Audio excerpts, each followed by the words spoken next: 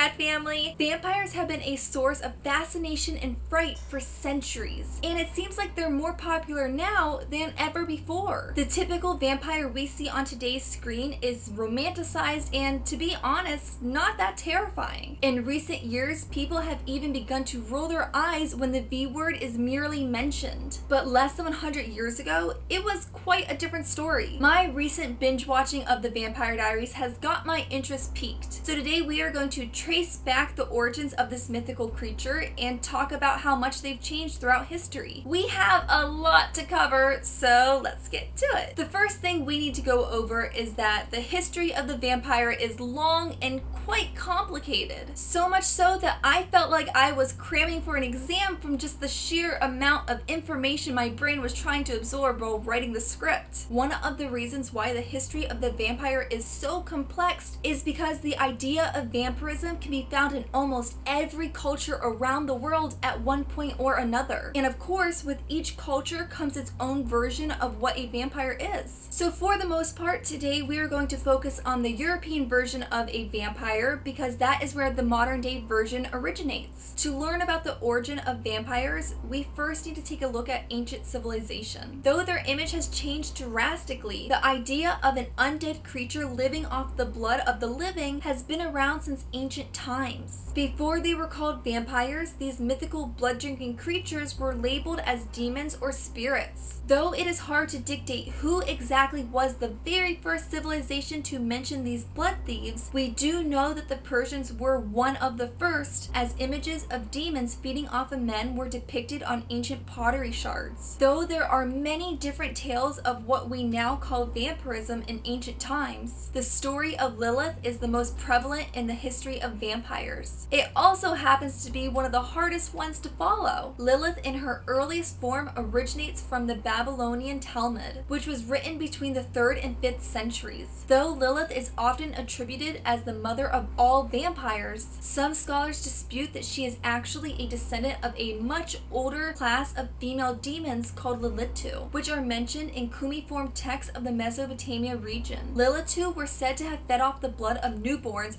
which is super terrifying stuff. If you're a fan of True Blood, Lilith should sound familiar to you as her history was incorporated into the storyline of the later seasons. That brings us to the origins of vampires in folklore. This is where vampire physical characteristics are far different than what we are used to. I hate to break it to you, but back in the day, they did not look like Lestat or Edward Cullen. Since folklore usually travels from word of mouth, there are many variations to the same tale. But generally, vampires were extremely unfortunate looking, to say the least. Their bodies were bloated, their skin had a purplish tint, and blood was often seen dripping from their eyes, nose, and mouth when they laid in their coffin. Their nails and hair also appear to have grown since their death. So essentially, they look like corpses. But seeing as they were the undead, that makes sense. What's so interesting about the folklore vampire is that the iconic fangs were seldom mentioned. Without sharp piercers for teeth, feeding time must have been a lot more violent. Like their appearance, the cause of vampirism varies from culture to culture, and some of the reasons might just make you scratch your head. For instance, in Slavic and Chinese traditions, it was thought that if an animal jumps over a corpse, they will come back as an undead creature and want to bite your neck. Where do they even get that from? Like, who made that up?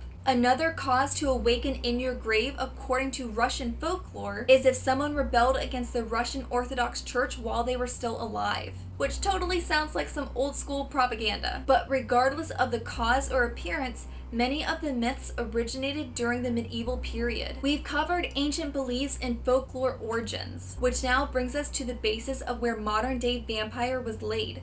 The 18th century. Up until this time, vampires were not actually called vampires. Depending on the culture, the name varied, but the very first mention of the word vampire can be traced back to the early 1700s in a published travelogue, no less, titled Travels of Three Gentlemen. When vampire folklore swept into Germany and England, the stories became immensely popular and started a frenzy. The tradition of exhuming the recently deceased for traits of vampirism and staking them through the heart became widespread. It got so crazy at one point that even the government participated in vampire hunts. Whoever at the time was selling sharpened wood sticks, I'm sure was making a killing. The panic can be traced back to a slew of alleged vampire attacks in East Prussia in 1721, and in the Habsburg monarchy from 1725 to 1734. To add to the spread of fear, in 1718, when Austria gained control of northern Serbia, Austrian military reported the Serbian ritual of examining bodies in hopes of staving off a vampire attack. These official reports went on to be published and became insanely popular. More official reports were filed and books were published across Europe in the years to come. This mass hysteria is now commonly referred to as the 18th century vampire controversy. It should be noted, however, that not everyone at the time believed in these mythical creatures. Scholars insisted that vampires did not exist, and all this hysteria was fueled by the superstition and ignorance of villagers. Thus, the modern-day vampire was born a few decades later, with the publication of the 1819 The Vampire by John Polidori. Though this book was successful and it did pave the way for future vampire stories, many argue that it's Bram Stoker's 1897 Dracula that created the mold that all vampires are now made from, as its success is attributed to creating the vampire genre. From its popularity in literature, it did not take long for vampires to show up in film. The first motion picture was viewed in America in 1896, and the first ever vampire movie was Nosferatu, which was released 26 years later in 1922. Fang's photosensitive skin and a sexualized demeanor are some of the most prominent characteristics of modern-day vampirism, and they all originated in the 19th century. While there are now dozens of new vampire movies and TV shows coming out every year, the 1966 ABC soap opera Dark Shadows was influential in incorporating this undead mythical creature in mainstream culture. While vampires are still a focal point in horror movies and literature, in the last few decades, vampires are often depicted as the charismatic or mysterious being, which are usually the focus of a love story. Case in point, Interview with the Vampire, Queen of the Damned, Twilight, Buffy the Vampire Slayer, The Vampire Diaries, the list goes on and on. While vampires may continue to change, they've been around for thousands of years,